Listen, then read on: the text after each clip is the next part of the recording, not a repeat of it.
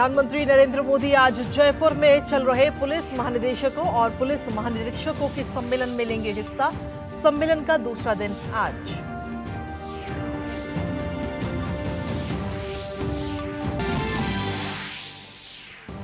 भाजपा अध्यक्ष जेपी नड्डा आज हरियाणा के पंचकुला में करेंगे रोड शो। पार्टी कार्यकर्ताओं के साथ लोकसभा चुनाव की रणनीति पर करेंगे चर्चा।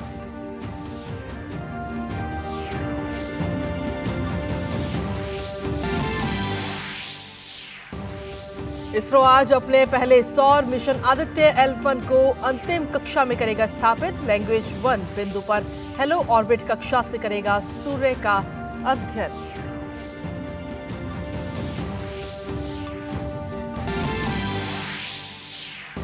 उत्तर भारत में शीतलहर का कहर जारी। मौसम विभाग ने कुछ राज्यों में 2 दिनों के लिए ऑरेंज अलर्ट किया जारी।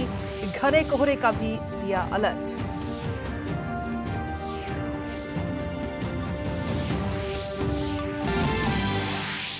अंतर्राष्ट्रीय खबरों में अमेरिका के पूर्व राष्ट्रपति डोनाल्ड ट्रंप की अपील पर सुप्रीम कोर्ट सुनवाई के लिए सहमत। ट्रंप को राष्ट्रपति चुनाव के लिए अयोग्य घोषित करने के कोलोराडो कोर्ट के फैसले की 8 फरवरी को करेगा समीक्षा।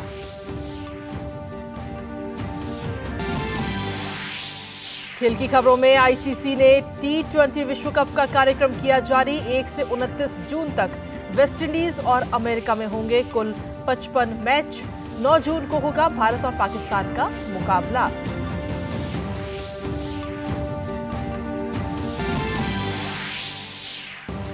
और महिला क्रिकेट में भारत ने पहले T20 मैच में ऑस्ट्रेलिया पर दर्ज की शानदार जीत। 9 विकेट से हराया। 3 मैच की सीरीज में ली 1-0 की बढ़त।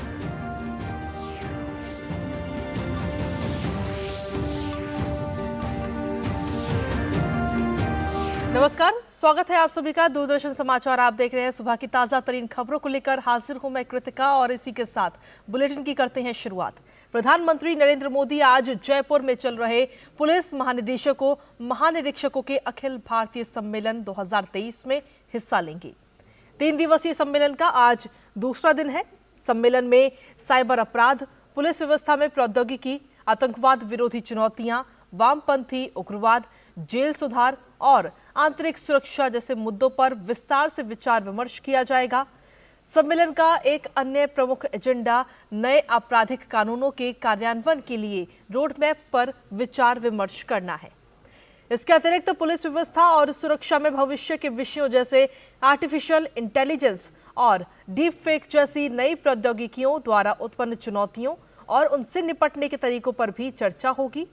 वहीं सम्मेलन ठोस कार्य बिंदुओं की पहचान करने और उनकी प्रगति की निगरानी करने का अवसर भी प्रदान करता है, जिसे हर वर्ष प्रधानमंत्री के समक्ष प्रस्तुत किया जाता है।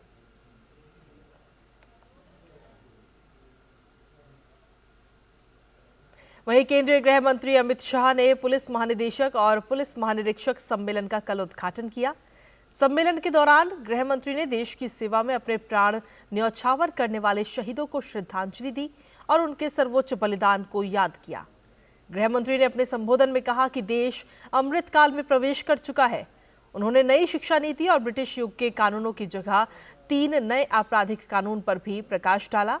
अमित शाह ने कहा कि नए कानून सजा की बजाय न्याय प्रदान करने पर केंद्रित हैं। गृह मंत्री ने साथ ही देश भर में पुलिस तंत्र को और मजबूत करने पर भी जोर दिया और कहा कि ये सम्मेलन पिछले कुछ सालों में एक थिंक टैंक के रूप में उभरा है। भाजपा अध्यक्ष जेपी नड्डा आज हरियाणा के पंचकुला में रोड शो करते हुए नजर आएंगे, जहां पंचकुला के सेक्टर 2 से जेपी नड्डा का रोड शो शुरू होगा।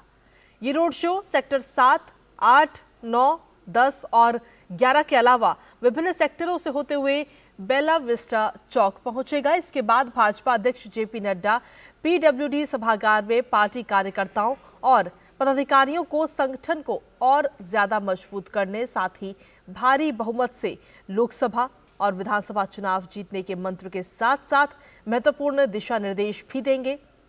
भाजपा अध्यक्ष जेपी नड्डा कल देर रात पंचकुला के सेक्टर 1 स्थित पीडब्ल्यूडी रेस्ट हाउस में पार्टी कार्यकर्ताओं से मिले। इस अवसर पर हरियाणा भाजपा प्रदेश अध्यक्ष नायक सिंह सैनी, विधानसभा अध्यक्ष ज्ञानचंद गुप्ता, व भारतीय जनता पार्टी के राष्ट्रीय उपाध्यक्ष सौदान सिंह ने उनका स्वागत किया। वहीं सूर्य का अध्ययन करने वाला भारत के पहले मिशन आदित्य L1 को आज अंतिम कक्षा में स्थापित किया जाएगा। इसके साथ ही भारत सूर्य की गतिविधियों का अध्ययन करने के इच्छुक शीर्ष देशों में भी शामिल हो जाएगा। आदित्य L1 लैंग्वेज 1 बिंदु पर हेलो ऑर्बिट कक्षा से सूर्य का अध्ययन करेगा। लैंग्वेज बिंदु L1 पृथ्वी बिंदु से लगभग 1.5 मिलियन किलोमीटर दूर है और आदित्य ने 2 सितंबर से ये दूरी तय की है और लगातार सूर्य का अध्ययन करने के मिशन के लिए इस प्रभामंडल कक्षा में तैनात किया जाएगा। और अब बात राजस्थान की, जहां मुख्यमंत्री भजनलाल शर्मा ने बीते कल मंत्रियों के बीच विभागों का बंटवारा कर दिया है। मुख्यमंत्री ने कार्मिक, गृह, सूचना और जनसंपर्क सहित 8 विभाग अपने पास रखे हैं। उप मुख्यमंत्री दिया कुमारी को वित्त, पर्यटन, महिला और बाल विकास समेत कुल 6 विभाग सौंपे गए हैं। उप मुख्यमंत्री प्रेमचंद बैरवा को तकनीकी और उच्च शिक्षा तथा परिवहन समेत 4 विभागों की जिम्मेदारी दी गई है। वरिष्ठ नेता डॉक्टर किरोड़ी लाल मीणा को ग्रामीण विकास, कृषि और आपदा प्रबंधन सहित 5 विभाग सौंपे गए हैं। चिकित्सा और स्वास्थ्य विभाग गजेंद्र सिंह खींवसर को दिया गया है और जबकि उद्योग तथा वाणिज्य, सूचना प्रौद्योगिकी, युवा और खेल विभाग कर्नल राज्यवर्धन राठौड़ को सौंपा गया है। मदन दिलावर को स्कूली शिक्षा, पंचायती राज और संस्कृत शिक्षा का विभाग मिला है। भारतीय नौसेना ने सोमालिया के तट के करीब एक मालवाहक जहाज में फंसे 15 भारतीय नागरिकों समेत कुल 21 लोगों को सुरक्षित बाहर निकाला है। नौसेना ने कहा है कि मालवाहक जहाज MV लीला नॉरफॉक पर कोई अपहरणकर्ता नहीं मिला। नौसेना का आकलन है कि उनकी चेतावनी के बाद समुद्री डाकुओं ने अपना इरादा बदल लिया होगा। वहीं राजस्थान में कोटा जंक्शन के पास जोधपुर भोपाल पैसेंजर ट्रेन के 2 डिब्बे अचानक पटरी से उतर गए। इस घटना में हालांकि किसी के हताहत होने की कोई सूचना नहीं है।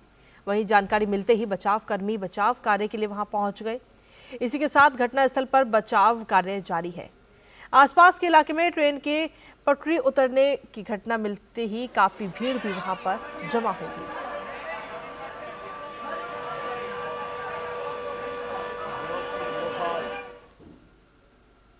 और अब बात बदलते मौसम की। दिल्ली समेत उत्तर भारत में शीतलहर का कहर लगातार जारी है, जहां मौसम विभाग ने पंजाब, हरियाणा, दिल्ली, NCR, उत्तर प्रदेश और राजस्थान के कुछ हिस्सों में 2 दिनों के लिए ऑरेंज अलर्ट जारी किया है।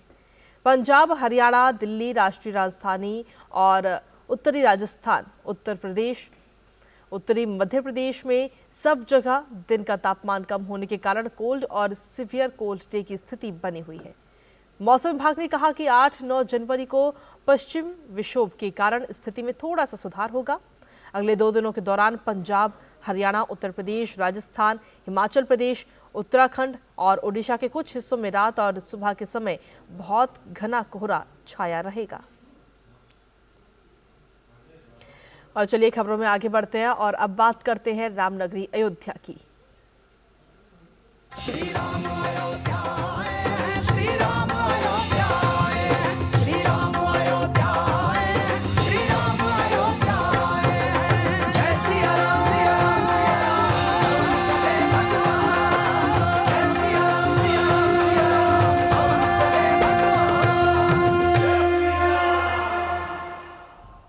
राम मंदिर में रामलला की प्राण प्रतिष्ठा से पहले अयोध्या पूरी तरह से बदल चुकी है, सच संवर चुकी है।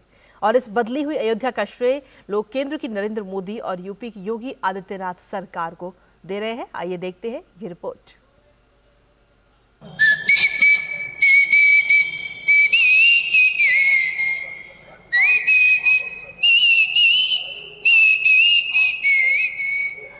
सीताराम जय जय सिया राम, जय सिया राम, जय जय हनुमान।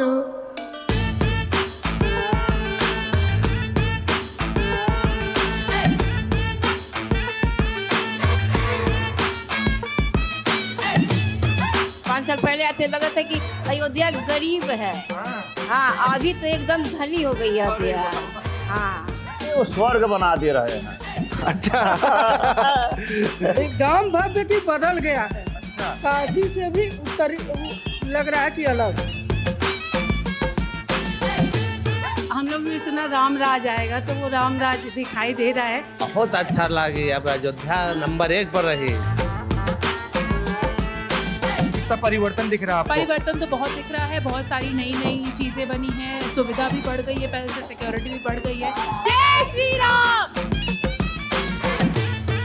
गरुआ भगवा लाल के, मोदी जी कमाल के। भगवान मोदी योगी को हम लोगों की उम्र लग जाए।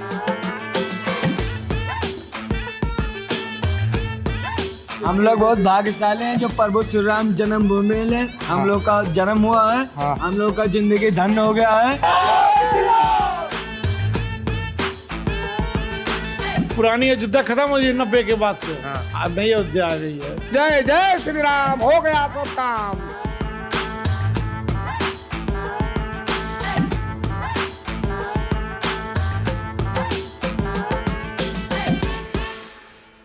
मेरे स्वामी मेरे दाता, भक्तों को रखे वाला। तो श्रीधाम अयोध्या के 148 आध्यात्मिक केंद्रों के पुनरुद्धार श्रेणी में एक अत्यंत महत्वपूर्ण केंद्र है। यहाँ का प्राचीन आध्यात्मिक स्थल सूर्यकुंड माना जाता है। माना जाता है कि यहाँ पर भगवान सूर्य ने स्वयं आकर भगवान श्री राम के बाल रूप के दर्शन किए, और जब भगवान का राज्याभिषेक हुआ तब भी भगवान सूर्य यहाँ पर उनके दर्शन के लिए पधारे थे। सूर्यकुंड से देखिए वरिष्ठ संवाददाता अजय मिश्र की ये खास रिपोर्ट।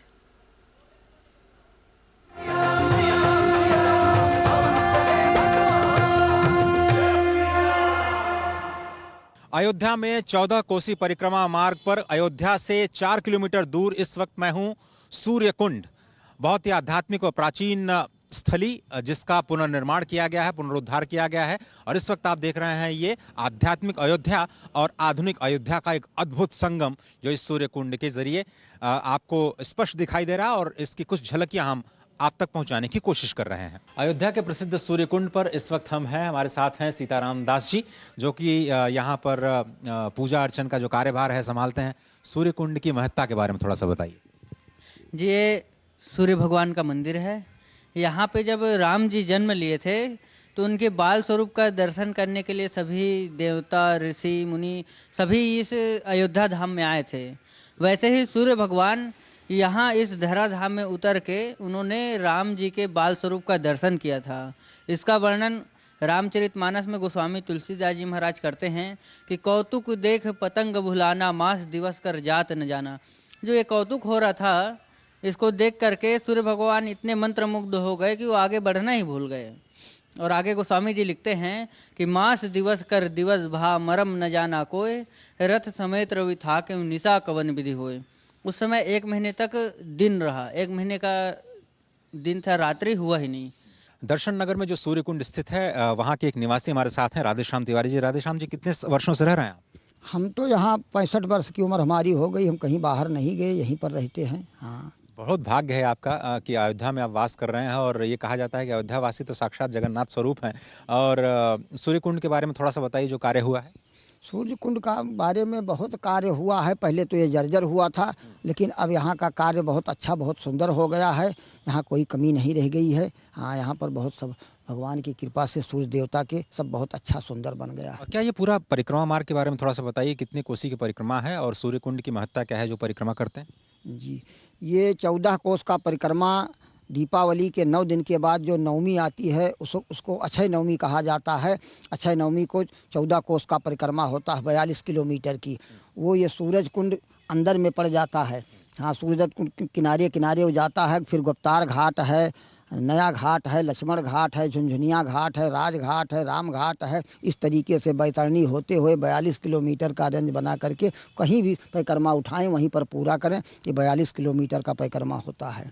अगर आप अयोध्या आ रहे हैं आप, तो जो 14 कोसी परिक्रमा मार्ग है, अयोध्या से करीब 4 किलोमीटर दूर आपको आना होगा, और आप इस भव्य आध्यात्मिक केंद्र का दर्शन कर सकते हैं। यहाँ पर सूर्य भगवान के दिव्य मंदिर में दिव्य विग्रह का दर्शन कर सकते हैं और अपने पुण्य का लाभ उठा सकते हैं।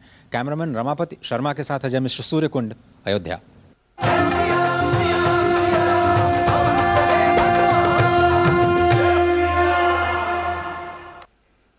तो अयोध्या में 22 जनवरी की प्राण प्रतिष्ठा का कार्यक्रम, जहां करोड़ों देशवासियों की अटूट आस्था का केंद्र इन दिनों बना हुआ है, वहीं दूसरी ओर श्री राम मंदिर ने देश भर में व्यापार के बड़े द्वार भी खोले हैं। Confederation of all India traders यानी कि कैट का अनुमान है कि श्री राम मंदिर से पूरे देश में 50,000 करोड़ रुपए से ज्यादा का व्यापार होगा।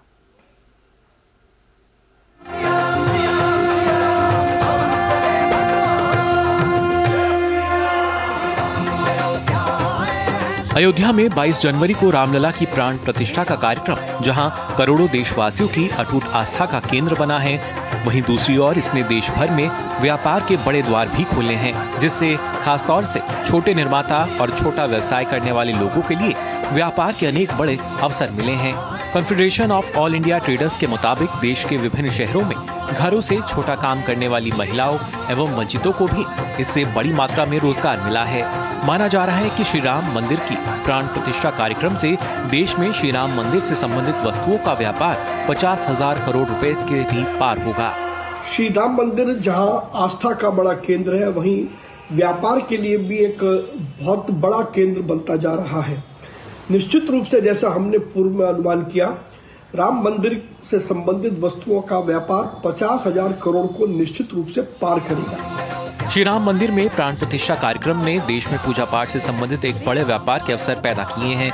पूजा के लिए विभिन्न आवश्यक वस्तुओं की बड़ी मांग देश भर में दिखाई दे रही है।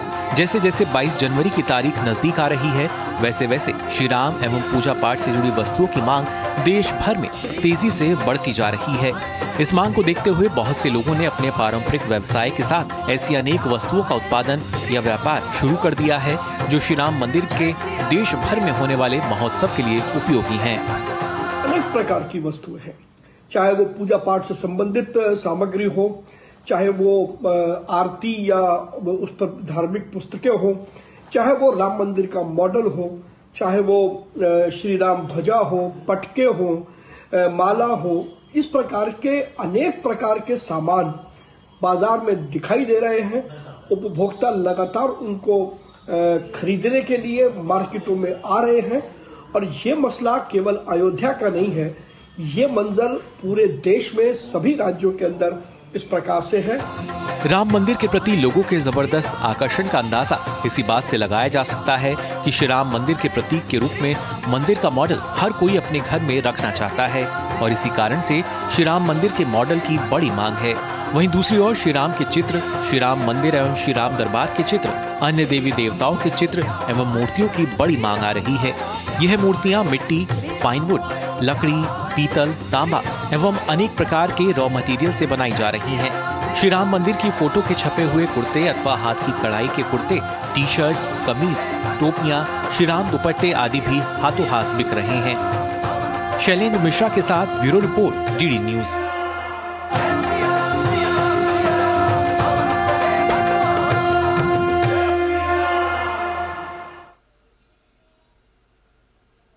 तो अयोध्या धाम जो है वो सच संवर कर तैयार हो चुका है और अब सभी पूरे जो देशवासी हैं वो इंतजार कर रहे हैं बेसब्री से 22 जनवरी का, जब प्रभु श्री राम मंदिर में विराजेंगे। खबरों का सिलसिला लगातार जारी है, लेकिन फिलहाल वक्त एक छोटे से ब्रेक का है। आप बने रहिए हमारे साथ।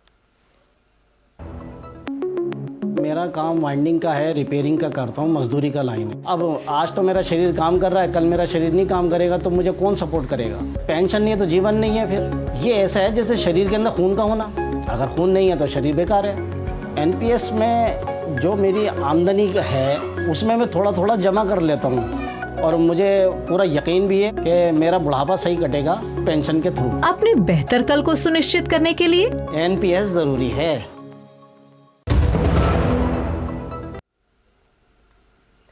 और ब्रेक के बाद एक बार फिर से स्वागत है आप सभी का। बुलेटिन में आगे बढ़ते हुए अब बात करते हैं विकसित भारत संकल्प यात्रा की।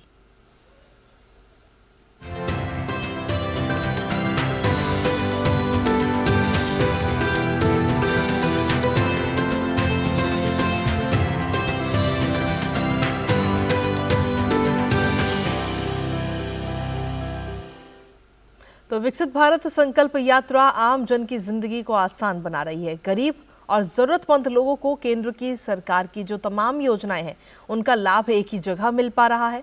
विकसित भारत संकल्प यात्रा के शिविरों में बड़ी संख्या में लोग प्रमुख योजनाओं का लाभ लेने के लिए भी पहुंच रहे हैं। आइए आपको दिखाते हैं जोधपुर से ये खास रिपोर्ट।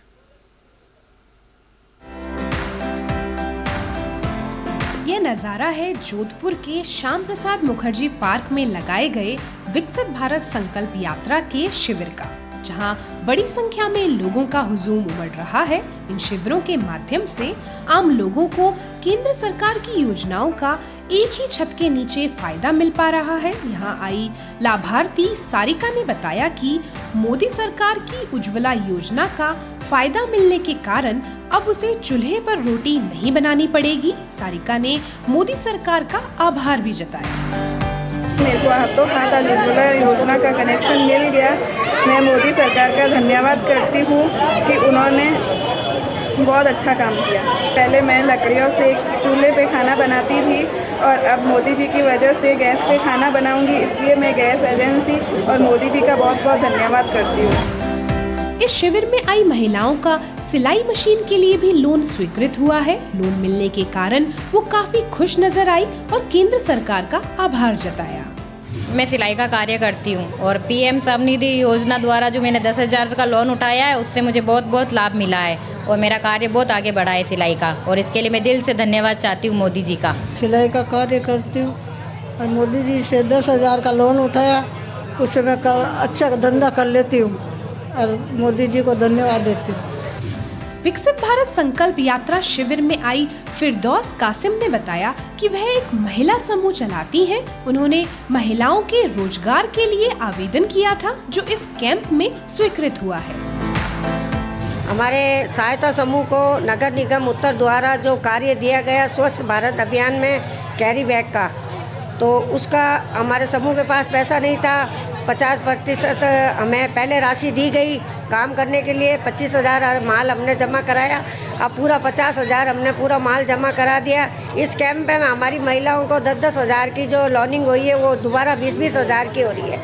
तो महिलाएं अपना स्वयं का रोजगार कर रही हैं और आगे वो अपना काम बढ़ा रही हैं, अपने पैरों पे खड़ी है। मैं धन्यवाद देना चाहती हूँ मोदी साहब को भी कि ऐसी स्कीमें चलती रहनी चाहिए और महिलाओं के लिए लाभकारी हो।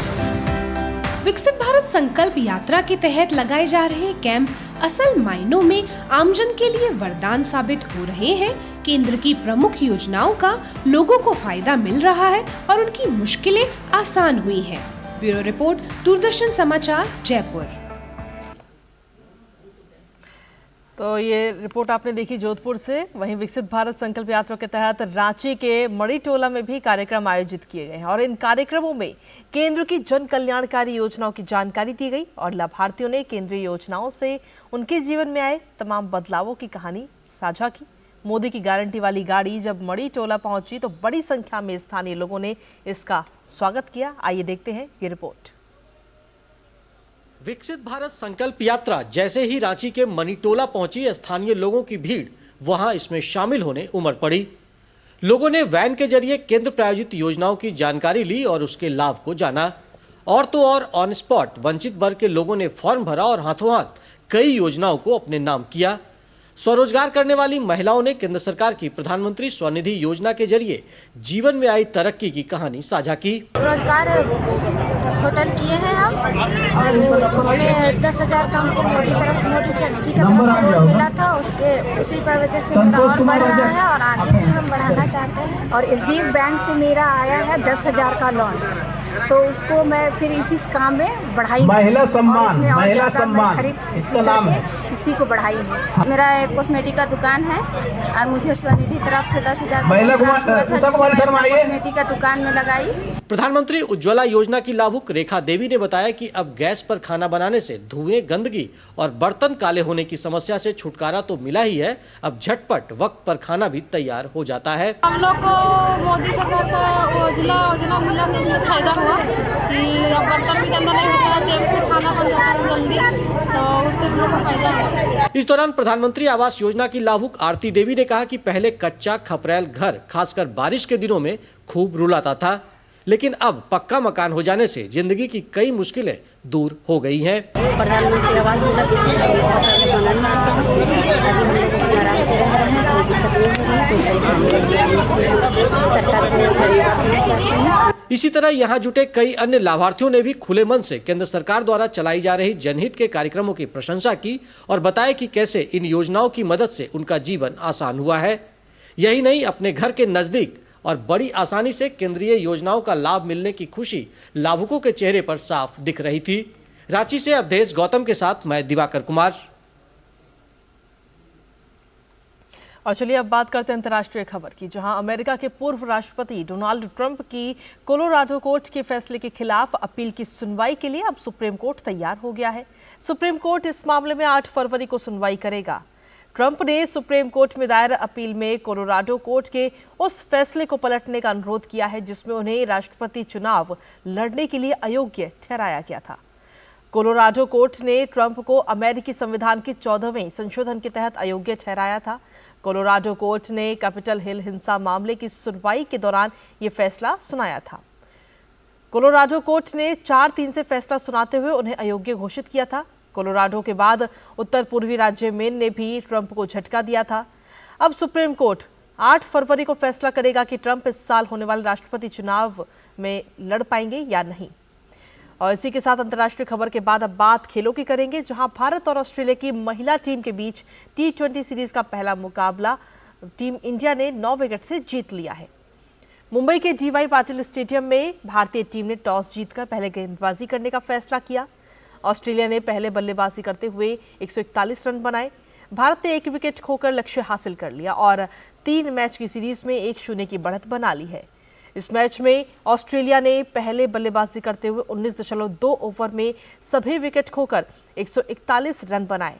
इसके जवाब में भारत ने 17.4 ओवर में 1 विकेट खोकर 145 रन बना लिए और मैच 9 विकेट से जीत लिया। भारत के लिए तितास साधु ने 4 विकेट लिए। स्मृति मंधाना और शेफाली वर्मा की जोड़ी ने पहले विकेट के लिए 137 रन की साझेदारी कर भारत को जीत की दहलीज पर पहुंचा दिया। स्मृति मंधाना 54 रन के निजी स्कोर पर आउट हो गई। वहीं आईसीसी ने T20 विश्व कप 2024 का शेड्यूल जारी कर दिया है। ये टूर्नामेंट 20 टीमों के बीच 1 से 29 जून के बीच होगा।